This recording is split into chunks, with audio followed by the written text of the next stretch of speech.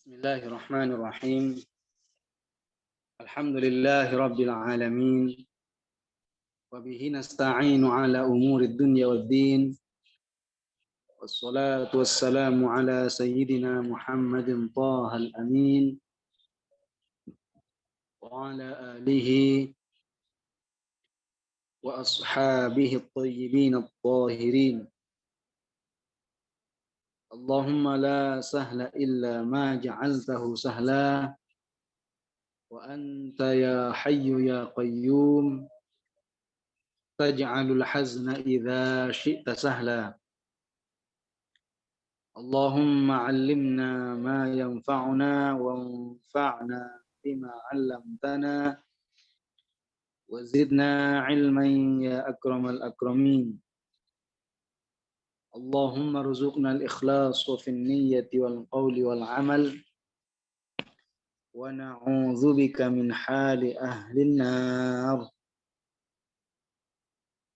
Amma ba'du, mari kita senantiasa memuji dan bersyukur kepada Allah Subhanahu wa taala di mana pada pagi hari ini, pada kesempatan kali ini kita masih dapat berkumpul kembali, dapat mudzakarah kembali tentang ilmu agama, sehingga menjadi keharusan bagi kita untuk mensyukuri nikmat-nikmat yang Allah anugerahkan kepada kita ini semuanya. Karena bagaimanapun keinginan dan harapan besar yang kita miliki untuk mencari ilmu, tetapi belum Allah berikan kemudahan, maka tidak akan tercapai.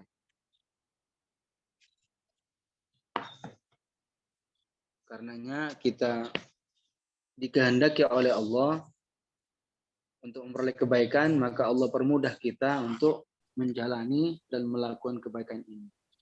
Jadi kita diberikan kesempatan untuk kita isi dengan hal-hal yang bermanfaat.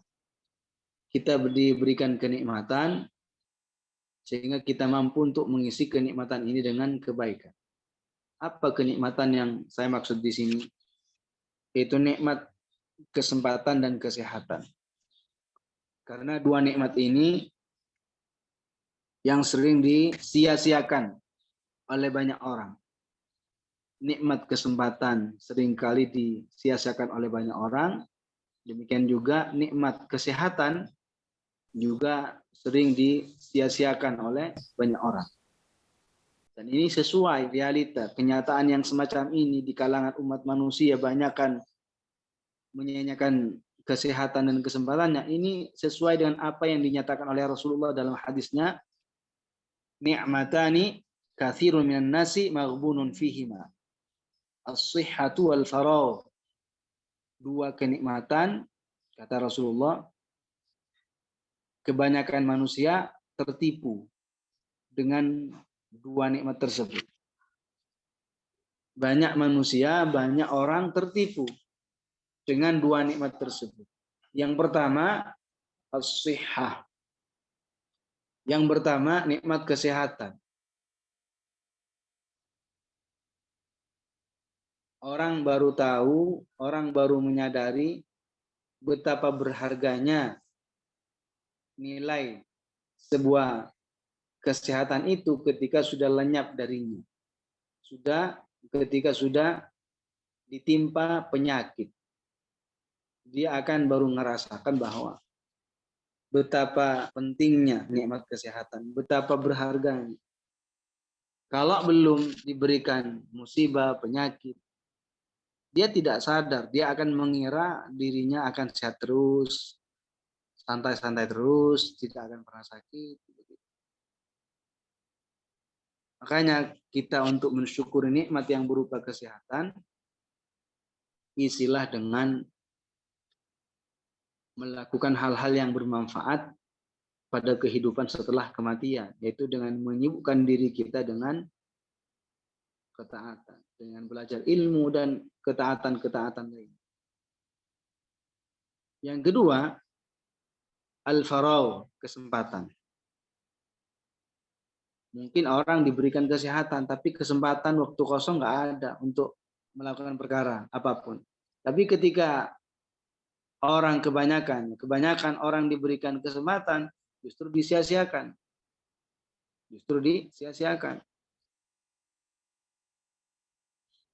Jadi kesempatan itu kenikmatan. Jadi kesempatan itu adalah waktu kosong, kesempatan itu nikmat. Kalau tidak nikmat, bagaimana kita akan bisa mengaji? Bagaimana kita akan mengisi kekosongan ini dengan kita belajar? Banyak orang belum mendapatkan kesempatan karena disibukkan dengan urusan duniawi. Belum mereka dikehendaki oleh Allah Subhanahu wa taala. Makanya kita bersyukur karena masih diberikan kesempatan dan waktu kosong untuk kita isi dengan ilmu yang bermanfaat. Insya Allah kita akan melanjutkan murojaah dari kitab Al-Fawaidul Islamiyah Alamat Al-Aqidah As-Sanusiyah. Sebelum kita melanjutkan, ada hal yang perlu disampaikan tentang terkait masalah sifat al-wahdaniyah. Al-wahdaniyah artinya la syarikalah, tidak ada sekutu, tidak ada persamaan. Allah Subhanahu wa taala berfirman, "Walam yakul lahu kufuwan ahad." Walam yakul lahu kufuwan ahad. Ay lam yakun lillahi mathilun wala syabihun wala nadhir. Allah tidak memiliki sekutu, misal dan persamaan. Kalau dikatakan Allah Esa, satu itu maksudnya Allah Subhanahu wa taala tidak memiliki sekutu.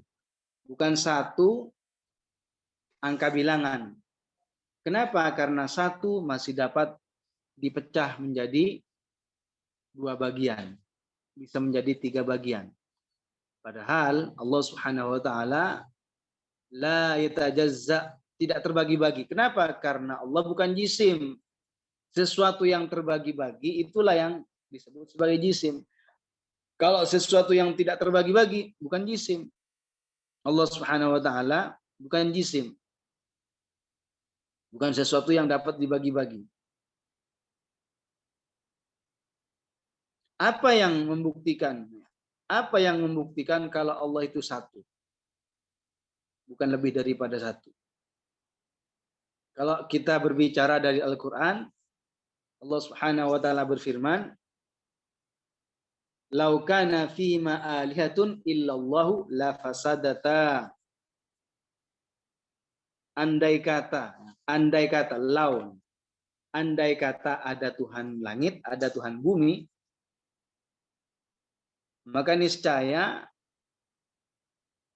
tidak akan utuh. Pasti kedua-duanya akan rusak. La fasadata, maka akan binasa, akan hancur langit dan bumi. Jadi seandainya ada 2 Tuhan. Sebelum kita mengatakan seandainya ada 2 Tuhan, kenali terlebih dahulu bahwa yang namanya Tuhan, pencipta, itu pasti pertama bersifat hayyan, hidup. Kalau enggak hidup gimana mau menciptakan, kan? Yang pertama pasti hayyan, pasti hidup. Yang kedua pasti aliman, pasti mengetahui. Kan enggak mungkin diterima oleh akal kalau ada pencipta tidak tahu yang diciptakan. Jadi yang pertama pasti hayyan, pasti hidup. Yang kedua pasti aliman. Yang ketiga pasti qadir, kuasa, mampu. Gimana kalau mau menciptakan tidak punya sifat kudrah? Ada kemampuan, ada sifat kudrah. Jadi yang pertama harus pasti yang namanya Tuhan memiliki sifat haya, hidup, kemudian aliman, kemudian qadiran, kemudian mukhtaron, kuasa untuk memilih. Artinya bukan karena dipaksa, bukan karena dipaksa. Bukan karena diperintah, bukan karena disuruh. Pasti yang namanya Tuhan itu pasti memiliki 4 sifat tadi. Pasti hidup, pasti kuasa, pasti mengetahui, dan pasti kuasa untuk memilih. Nah, seandainya sekarang ada 2 Tuhan, andai kata, cuma seandainya, tidak bakalan terjadi. Seandainya ada Tuhan, maka pasti masing-masing dari 2 Tuhan tersebut memiliki 4 ini. Hidup, kuasa, mengetahui, dan pasti juga kuasa untuk memilih. Nah, kalau sudah masing-masing punya 4 sifat ini, hidup, dan kuasa, dan mengetahui, dan kuasa untuk memilih, maka seandainya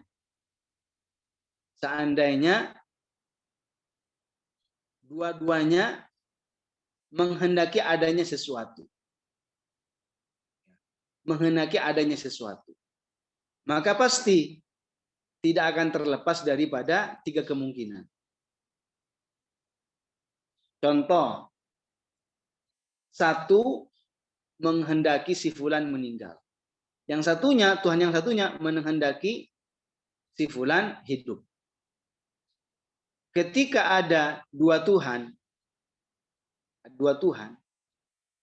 dan ada keinginan, ada sifat kehendak si fulan meninggal, si fulan hidup, maka ada 3 kemungkinan. Pertama,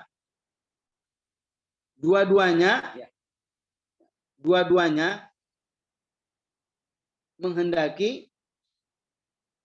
menghendaki si fulan meninggal. Yang kedua, menghendaki masih hidup, menghendaki si fulan masih hidup. Ketiga, 1 menghendaki mati, 1 menghendaki hidup. Yang namanya Tuhan itu tadi dijelaskan bahwa kuasa untuk memilih, artinya bukan dipaksa. Boleh beda pilihan. Boleh beda pilihan. Ini milih hidup, ini milih mati. Kalau sudah diterima oleh akal bahwasanya yang namanya Tuhan kuasa untuk memilih, maka pasti akan ada beda pendapat. Kalau sudah beda pendapat,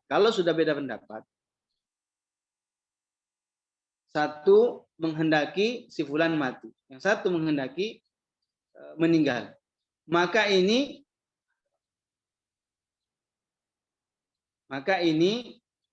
seandainya 1 yang terlaksana, yaitu mati, menghendaki kematian, yang satu tidak terlaksana, ini berarti lemah. Ini yang lemah, dan yang lemah itu tidak layak dijadi Tuhan. Dan yang terlaksana pun itu dikatakan lemah karena dikatakan sama-sama Tuhan. Ya, jadi kalau seandainya ada 2 Tuhan, maka pasti hidup, kuasa, mengetahui, dan kuasa untuk memilih. Dan pasti punya kehendak.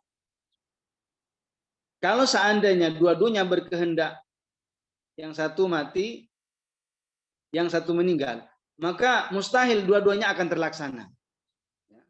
Mustahil tidak akan terlaksana dua-duanya. Jadi kalau seandainya yang 1 menghendaki mati, yang satunya menghendaki hidup, ini mustahil, tidak akan terjadi kalau dua-duanya mati dan hidup dalam satu waktu. Enggak mungkin.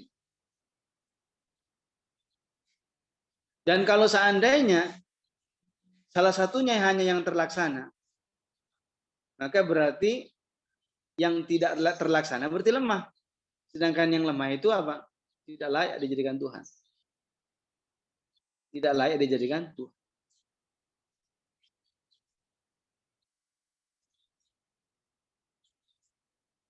Jadi dari dalil inilah nampak bahwasanya yang namanya Tuhan itu pasti tidak akan lebih daripada 1. Pasti 1. Karena seandainya lebih daripada 1, bisa jadi ada beda pendapat, beda keinginan. Yang ini ingin seperti ini, yang ini ingin seperti ini, beda. Kenapa kok bisa beda? Ya, namanya Tuhan itu kan kuasa untuk memilih, kuasa mukhtar, kuasa untuk memilih. Jadi dari sinilah jelas bahwasanya Tuhan itu pasti satu. Tuhan itu pasti satu, tidak akan lebih daripada satu. Makanya Allah mengatakan seandainya ada Tuhan langit dan ada Tuhan bumi, ada Tuhan yang mengatur langit, ada Tuhan yang mengatur bumi, maka ini akan hancur. Akan hancur. Bumi dan langit ini akan hancur. Kenapa? Karena yang namanya dua Tuhan itu masing-masing punya kuasa untuk memilih. Dan pilihannya bisa-bisa ada beda pilihan. Nah, sehingga mustahil kalau seandainya ada dua Tuhan. Dari dalil inilah juga kita bisa mengambil kesimpulan bahwasannya yang namanya pencipta itu pasti satu. Yang namanya pencipta pasti satu. Tidak ada pencipta melainkan Allah. Jadi keliru apa yang dikatakan oleh kelompok Al-Mu'tazilah. Jadi keliru apa yang dikatakan oleh kelompok Mu'tazilah yang mengatakan bahwasannya manusia itu yang menciptakan perbuatan yang disengaja. Jadi kata mereka perbuatan manusia yang disengaja laisat bi khalqillah, laisat bi qada'illah. Perbuatan manusia yang disengaja itu apa katanya? Bukan karena ketentuan Allah, bukan karena diciptakan oleh Allah. Melainkan diciptakan oleh manusia sendiri. Melainkan diciptakan oleh manusia itu sendiri. Ini sangat keliru. Karena kalau dari segi dalil akal sudah jelas tadi. Karena juga menentang ayat Al-Quran. Al-Quran mengatakan, Wallahu khalaqakum wa ma ta'malun. Allah yang menciptakan kalian. Allah yang menciptakan kalian, wa ma ta'malun, dan perbuatan kalian. Allah yang menciptakan kita, dan Allah pula yang menciptakan perbuatan kita, pekerjaan kita. Rasulullah Shallallahu Alaihi Wasallam bersabda, Innallaha sani'u kulli sani'in wa son'atihi. Sesungguhnya Allah itu pencipta manusia dan perbuatannya. Wa son'atihi, dan perbuatannya. Pekerjaannya. Ada yang diberikan kemampuan oleh Allah menjadi punya keahlian dalam di bidang buat kursi, tukang kayu. Ada yang diciptakan oleh Allah pekerjaannya menjadi servis mobil, servis motor, servis jam. Itu pekerjaan. Ada yang Allah ciptakan profesinya sebagai tani, ada menjadi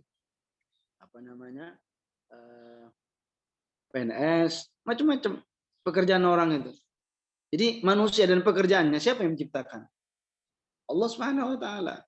Rasulullah mengatakan innallaha sani'u kulli sani'in wa son'atihi. Allah lah yang menciptakan manusia dan pekerjaannya.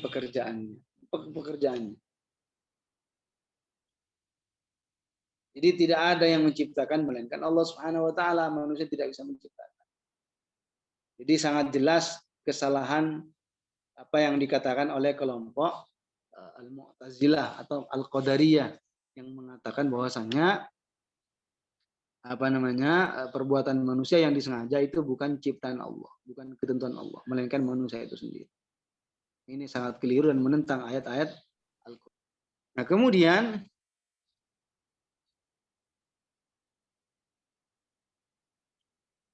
qala al-muallif rahimahullah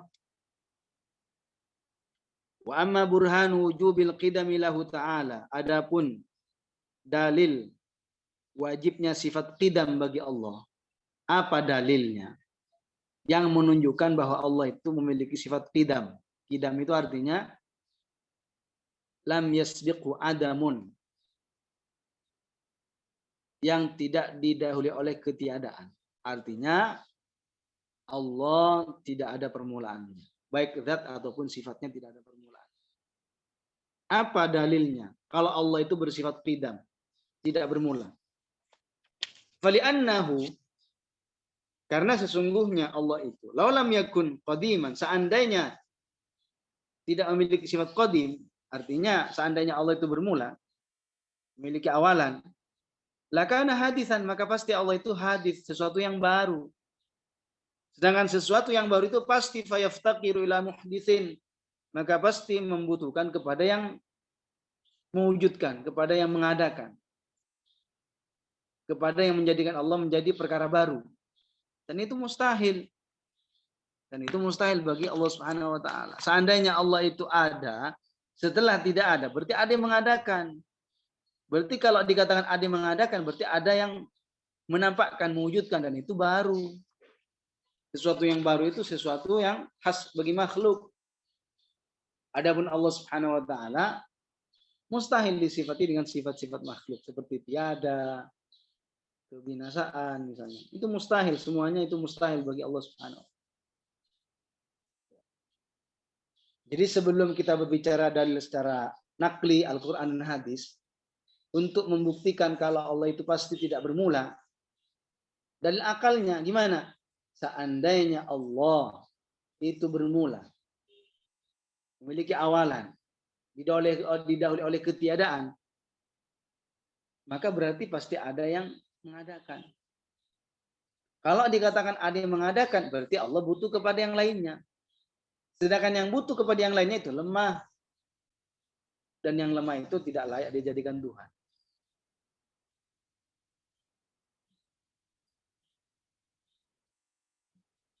Sesuatu yang berubah.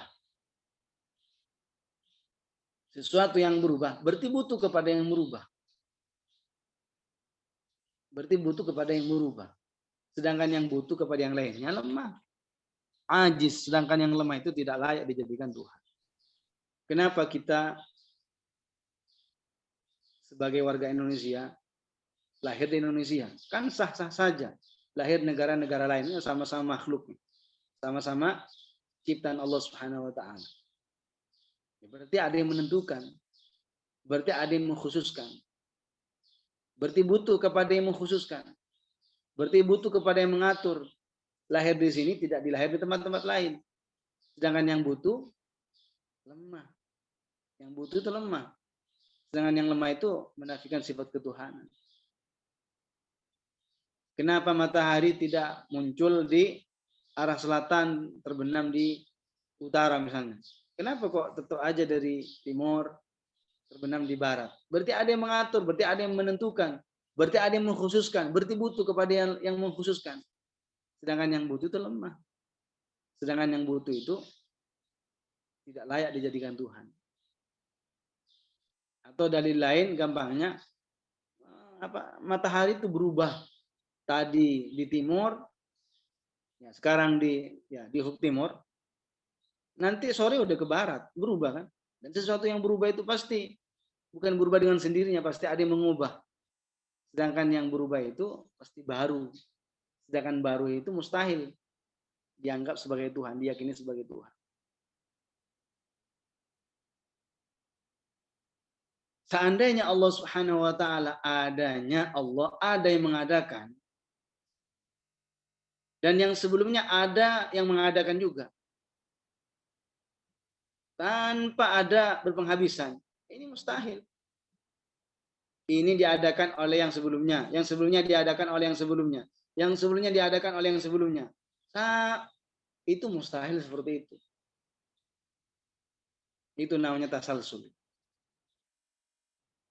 Jadi seandainya ada perkara, adanya sesuatu perkara baru, tidak ada kecuali ada yang sebelumnya. Tidak ada yang sebelumnya kecuali ada yang sebelumnya. Misalnya, saya tidak akan ngasih 1.000 ke kamu, kecuali sudah saya ngasih 1.000 sebelumnya. Dan yang 1.000 sebelumnya saya tidak akan kasih, kecuali saya ngasih sebelumnya 1.000. Dan yang sebelumnya saya tidak akan kasih 1.000, kecuali saya ngasih sebelumnya 1.000. Sampai seperti itu. Itu kan ujung-ujungnya tidak dapat. Itu namanya tasalsul. Ya, itu namanya tasalsul. Jadi seandainya Allah Subhanahu wa taala ada yang mengadakan, yang sebelumnya ada yang mengadakan, yang sebelumnya ada yang mengadakan, sampai seperti itu tanpa ada batasnya. Itu sampai menyebabkan yang namanya at-tasalsul. At-tasalsul. Seperti yang saya sebutkan tadi, saya tidak akan memberi 1.000 ke kamu kecuali sudah saya ngasih 1.000 sebelumnya, dan saya tidak akan kasih 1.000 sebelumnya kecuali saya kasih lagi 1.000 lagi sebelumnya, 1.000 sebelumnya, dan saya tidak akan kasih 1.000 itu kecuali saat sudah kasih 1.000 sebelumnya, sampai seperti itu ya nggak ngasih-ngasih. Ini mustahil seperti itu.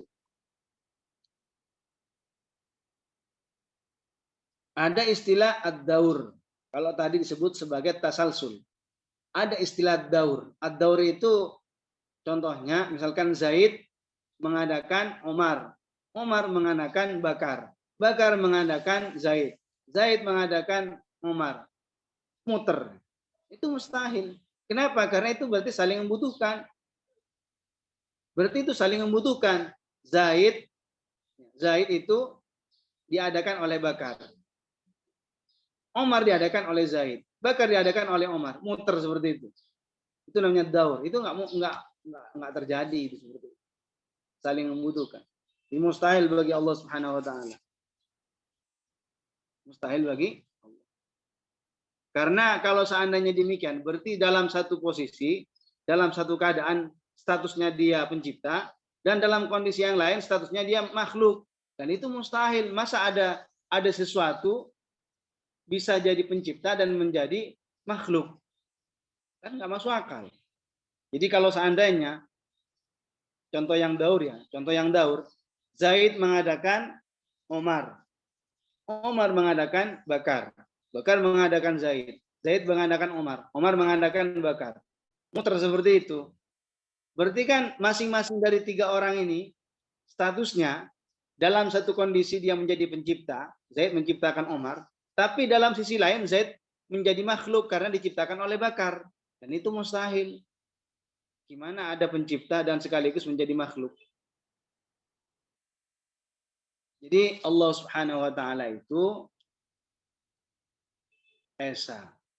Tidak ada yang mengadakan, Allah itu tidak ada permulaannya. Tidak ada awalannya. Allah Subhanahu wa taala itu tidak ada yang mengadakan.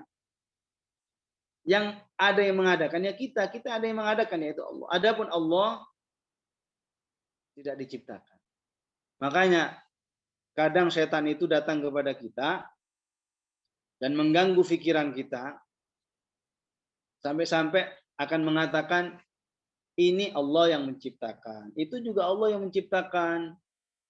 Terus kalau sampai pada pertanyaan terus siapa yang menciptakan Allah? Maka enggak usah diturutin. Rasulullah mengatakan la yazalun nasu yatasaalun hatta yuqala hadza khalqullah wa hadza khalqullah. Faman wajada dzalika falyaqul fi nafsihi amantu billahi wa rasulih. Jadi kata Rasulullah, orang-orang akan senantiasa bertanya-tanya sehingga dikatakan ini Allah yang menciptakan, ini Allah yang menciptakan. Terus siapa yang menciptakan Allah? Faman khalaqallah. Terus siapa yang menciptakan Allah? Faman wajada dzalika fi nafsi, maka barang siapa yang mendapati perasaan seperti itu dalam dirinya, falyaqul, maka hendaklah ia mengatakan amantu billahi wa rasulih. Saya beriman kepada Allah dan Rasulnya. Enggak usah diikutin perasaan seperti itu. Jadi Allah Subhanahu wa taala bukan makhluk. Allah Subhanahu wa taala bukan sesuatu yang diadakan dari tidak ada menjadi ada.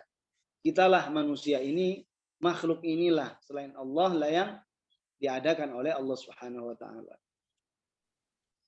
Wa amma burhanu wujubil baqa'i lahu ta'ala. Adapun dalil wajibnya sifat baqa, langgeng, kekal, tidak berakhiran, lahu bagi Allah Subhanahu wa taala. Fali'annahu, maka seandainya, maka karena Allah Subhanahu wa taala, lau amkan ayyalqahul adamu, seandainya Allah dikenai sifat tiada, lantafa'anhul qidam, maka niscaya akan tertiada, ditiadakan darinya sifat qidam. ditiadakan baginya sifat qidam, yaitu tidak tidak bermula. Dan Allah memiliki sifat qidam, tidak bermula. Seandainya Allah memiliki akhiran, berarti Allah akan ternafikan yang namanya sifat qidamnya. Dan itu mustahil. Makanya ulama mengatakan ma sabata alaihil qidam istahala alaihil adam. Ma sabata alaihil qidam, sesuatu yang sudah ditetapkan secara hukum akal tentang ketidakada permulaannya, istahala alaihil adam, maka mustahil tentang ketiadaannya, maka mustahil baginya tentang ada batas akhirannya. Ma sabata alaihil qidam istahala alaihil adam, sesuatu yang telah ditetapkan bahwa itu tidak akan tidak ada permulaannya, sesuatu yang telah ditetapkan bahwa sesuatu itu tidak ada permulaannya, maka mustahil tentang ketiadaannya. Jadi seandainya Allah Subhanahu wa taala menerima ketiadaan, artinya memiliki sifat adam, berarti ternafikan yang namanya sifat qidamnya. Seandainya Allah Subhanahu wa taala memiliki batas akhiran, seandainya Allah memiliki batas akhiran, tidak langgeng, berarti akan ternafikan yang namanya sifat qidamnya, dan itu mustahil bagi Allah Subhanahu wa taala. Dan otomatis kenapa akan menjadi tiada sifat qidamnya? Karena otomatis seketika itu akan menjadi sesuatu yang jaiz. Jaiz adanya, bukan wajib, padahal Allah itu wajib adanya. Allah itu kan wajib adanya, pasti ada, wajib ada, pasti ada. Dan seandainya Allah itu memiliki sifat, seandainya Allah didahului yang namanya tiada, maaf ya. Dan seandainya Allah Subhanahu wa taala memiliki sifat al-adam, menerima ketiadaan, seandainya Allah memiliki sifat ketiadaan, kebinasaan, maka otomatis sifat qidamnya akan ternafikan. Dan seandainya sifat qidamnya ini ternafikan, maka otomatis Allah nanti akan menjadi sesuatu yang jaiz adanya. Sesuatu yang jaiz adanya, tentang adanya. Bukan sesuatu yang wajib, padahal Allah itu wajib adanya. Dan sesuatu yang jaiz itu pasti baru.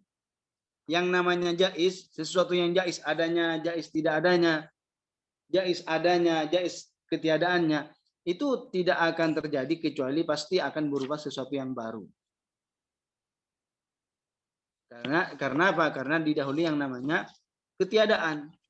Jadi Allah Subhanahu wa taala memiliki sifat qidam, maka pasti Allah memiliki sifat al-baqa, langgeng, kekal, abadi, seterusnya. Maka mustahil Allah Subhanahu wa taala memiliki sifat al-fana, binasa. Kenapa? Karena seandainya Allah memiliki sifat fana, memiliki sifat binasa, hancur, maka berarti sifat qidamnya, sifat bahwa Allah tidak bermula itu akan ternafikan, dan itu mustahil. Dan otomatis Allah akan menjadi sesuatu yang jaiz, sesuatu yang jaiz, bukan wajib, padahal kita tahu bahwa adanya Allah itu wajib. Adanya itu wajib. Bagaimana kita membuktikan kalau Allah itu pasti ada, wajib ada? Adanya alam ini, adanya kita ini, manusia ini, menunjukkan adanya Allah Subhanahu wa taala.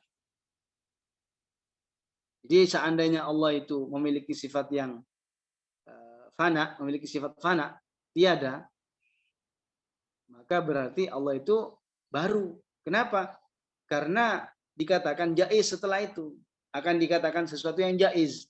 Sedangkan yang jaiz itu hanya berupa makhluk. Sesuatu yang baru. Sesuatu yang baru. Allah Subhanahu wa ta'ala berfirman,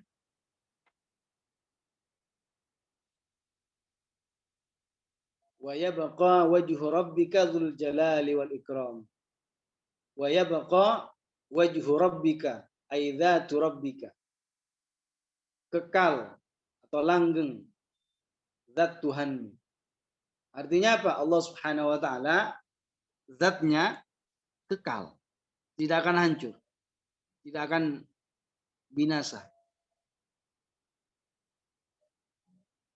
Jadi kalau disebutkan dalam ayat ataupun hadis kalimat wajhun lalu disandarkan kepada Allah, itu harus hati-hati kita memaknai. Tidak boleh memaknai secara zahirnya. Orang yang memaknai ayat-ayat yang zahirnya mensifati Allah dengan sifat-sifat makhluk, itu merupakan pangkal kekufuran.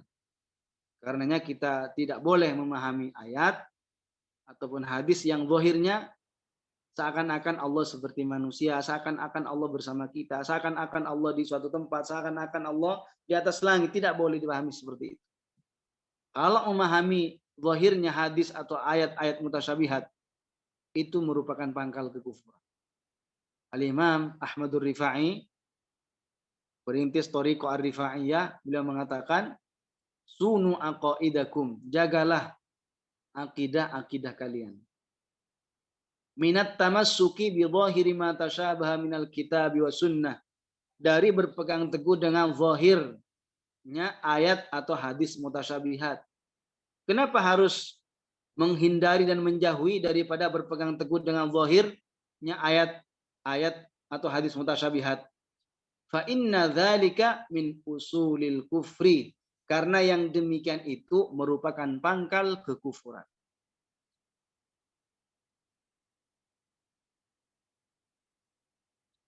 Jadi ayat Al-Quran ada namanya ayat muhkamat, ada ayat mutasyabihat. Ayat muhkamat, suatu ayat yang tidak memiliki makna kecuali hanya satu maknanya. Tidak ada banyak kemungkinan-kemungkinan yang lainnya. Walam yakul lahu kufuwan ahad. Maknanya satu, bahwa Allah tidak sama dengan makhluk, tidak memiliki persamaan. Tapi kalau ayat-ayat mutasyabihat memiliki lebih daripada makna satu. Memiliki makna lebih daripada satu. Karena maknanya lebih daripada satu, maka di sini ada dua cara. Mengatakan saya beriman tentang ayat ini sesuai dengan maksud Allah Subhanahu wa taala yang dikehendaki oleh Allah, apa itu maknanya? Atau saya beriman kepada hadis ini sesuai dengan makna yang dimaksud dengan Rasulullah, tanpa menentukan makna tertentu.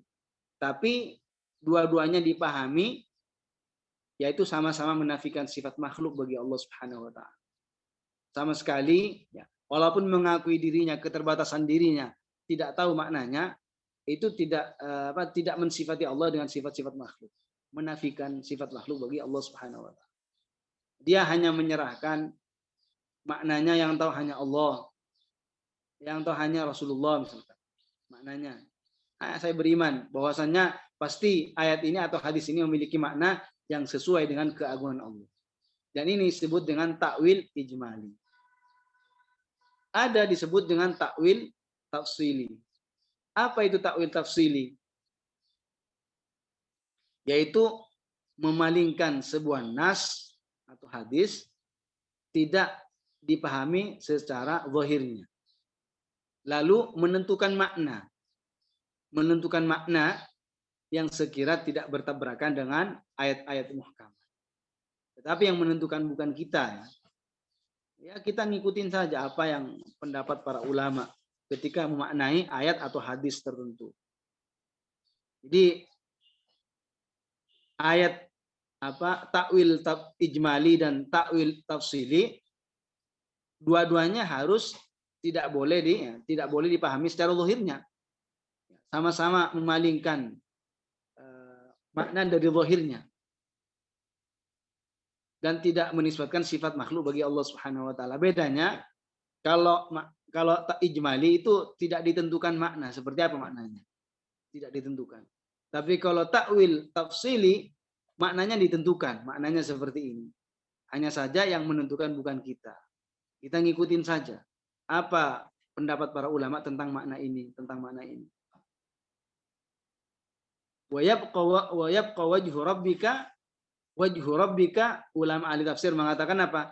Zatu rabbika. Jadi wajah di sini maknanya zat. Karena dalam bahasa Arab itu kalimat wajhun itu maknanya lebih daripada satu. Bisa bermakna zat, bisa bermakna kiblat, bisa bermakna amal baik yang dilakukan untuk mendekatkan diri kepada Allah. Banyak-banyak maknanya. Banyak maknanya, bisa bermakna ketaatan. Aqrabu ma takunul mar'atu ila wajhi rabbiha idza kanat fi qa'ri baitiha. Jadi kata Rasulullah, aqrabu ma takunul mar'atu ila wajhi rabbiha. Nah, ila wajhi rabbiha ini bukan berarti kepada apa wajah Allah yang diartikan merupakan anggota tubuh, bukan. Ila wajhi rabbiha ay ila taati rabbiha, kepada ketaatan kepada Allah Subhanahu wa taala. Jadi ila wajhi rabbiha ay ila taati rabbiha. Juga dalam ayat Allah berfirman, fa aina ma tuwallu fa thamma wajhullah. Wajhullah fa thamma wajhullah.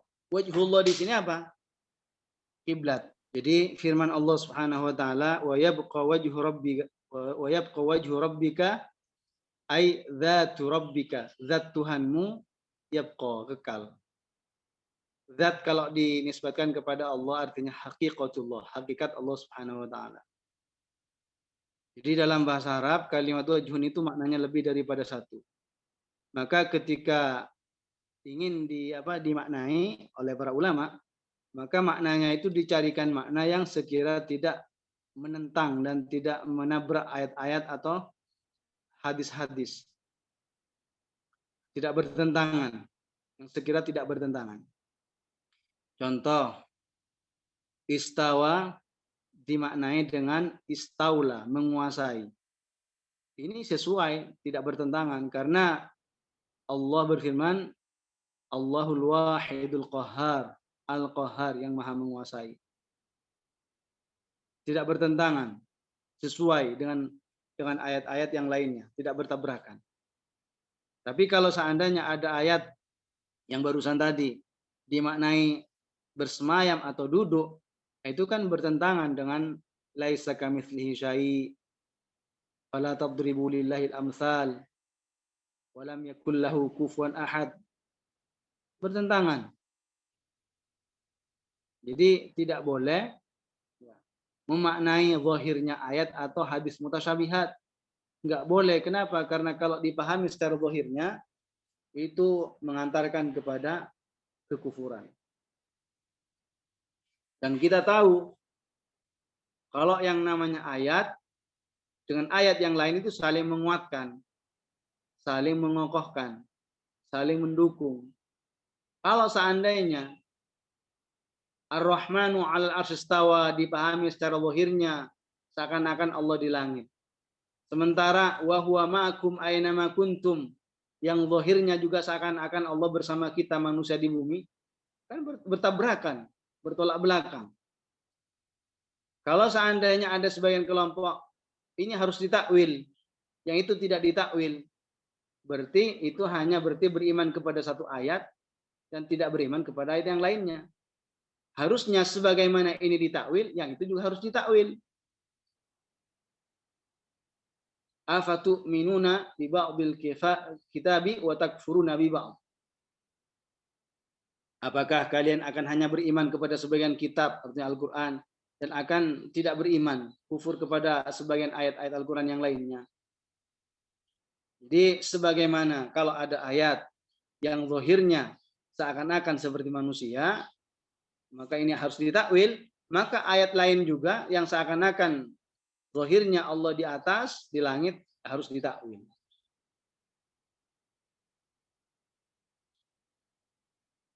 Jadi yang namanya takwil itu sesuatu yang diperbolehkan. Bukan yang namanya takwil itu penafian. Enggak. Jadi ayat Al-Quran itu kenapa ada yang mutasyabih, ada yang muhkamat. Itu sebagai bentuk ujian. Merupakan ujian dari Allah sehingga orang yang betul-betul memaknai sesuai dengan para ulama, ahli tafsir, selamat. Tapi orang yang tidak mengikuti apa yang dikatakan oleh para ulama dalam memahami Al-Quran, nah, mereka menyimpang daripada jalan yang benar. Jadi kenapa Al-Quran itu ada yang muhkamat, ada yang mutasyabihat? Itu ujian sebenarnya. Sehingga orang yang memaknai sesuai dengan makna yang benar, makna yang dikatakan oleh para ulama, dia beruntung. Tapi kalau orang yang mencoba memaknai dan maknanya tidak sesuai dengan para ulama, itu berbahaya. Berbahaya. Karenanya orang-orang di luar kita itu seringkali melontarkan ayat-ayat ya, yang tidak sepaham dengan kita akidahnya, salah mengartikan dan memaknai serta menafsirkan. Dipahami sesuai dengan pemikiran mereka sendiri. Yang tidak sesuai dengan pemikiran mereka dibuang. Yang sesuai dengan pemikiran mereka diambil, walaupun bertentangan dengan yang lain. Jadi Allah Subhanahu wa taala itu tidak boleh disifati sebagai benda dan juga tidak boleh dikatakan sebagai sifat-sifat benda. Allah bukan jisim, Allah tidak boleh disifati dengan sifat-sifat jisim seperti naik, turun, pendek, ya, pendek atau besar, panjang, lebar, pokoknya sesuatu yang berukuran itu semuanya harus ternafikan bagi Allah, termasuk tempat, arah, dilalui peredaran waktu dan masa, semuanya itu harus dinafikan bagi Allah. Al-Imam Syekh Sulaiman Al-Khattabi mengatakan, innalladzi yajibu alaina wa ala kulli muslimin ay ya'lamahu anna rabbana laisa bidhi suratin wala hayatin fa inna surata taqtadil kaifiyah wa hiya 'anillahi wa an sifati manfiyah. Syekh Sulaiman Al-Khattabi mengatakan, innalladzi yajibu alaina, sesungguhnya yang wajib bagi kita, wa ala kulli muslimin, dan seluruh umat Islam, ay ya'lamahu, adalah meyakini dan mengetahui, anna rabbana laisa bidhi surah, sesungguhnya Allah Ta'ala laisa bidhi surah, tidak memiliki rupa, tidak memiliki bentuk. Ya, tidak memiliki rupa, tidak memiliki bentuk, tidak memiliki ukuran. Fa inna surata, karena sesungguhnya rupa itu apa? Taqtadil kaifiyah, mengharuskan dan meniscayakan kaifiyah, sifat-sifat makhluk. Sedangkan wahiyah, sedangkan sifat-sifat makhluk itu bagi Allah dan sifat-sifatnya harus dinafikan, manfiyah. Wahiyah anillahi wa an sifati manfiyah. Sedangkan sifat-sifat makhluk itu ya, bagi Allah dan bagi sifat-sifat Allah itu harus dinafikan. Tidak boleh satupun yang sifat makhluk itu dinisbatkan kepada Allah Subhanahu wa taala.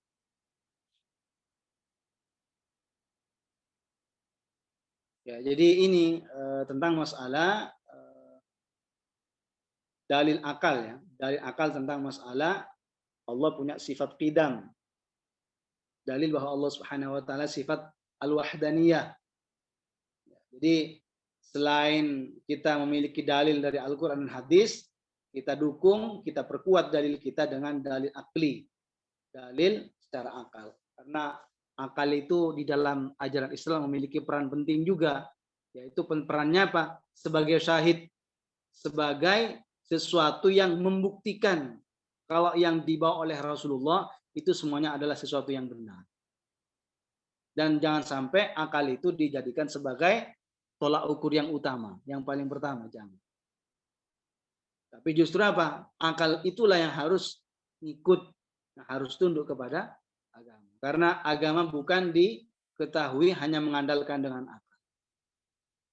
Ini mungkin sekilas tentang masalah sifat-sifat bagi Allah Subhanahu wa taala yang kita kaji dengan dalil akli ya, dalil akli. Insyaallah kita akan lanjut di pertemuan berikutnya. Ya, mudah-mudahan masih diberikan kesehatan, diberikan kesempatan tentunya, dan mudah-mudahan masih terus hadir ke Majelis Ilmu Agama walaupun yang isi bukan saya. Baik. Mungkin ada yang belum paham, mungkin ada yang mau ditanyakan, satu atau dua pertanyaan, silakan.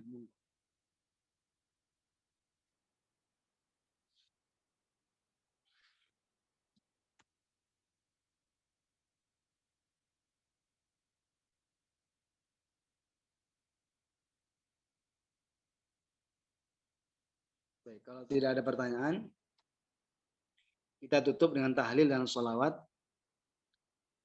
La ilaha illallah, Allahumma salli ala sayyidina Muhammad wa ala alihi wa sahbihi wa sallim.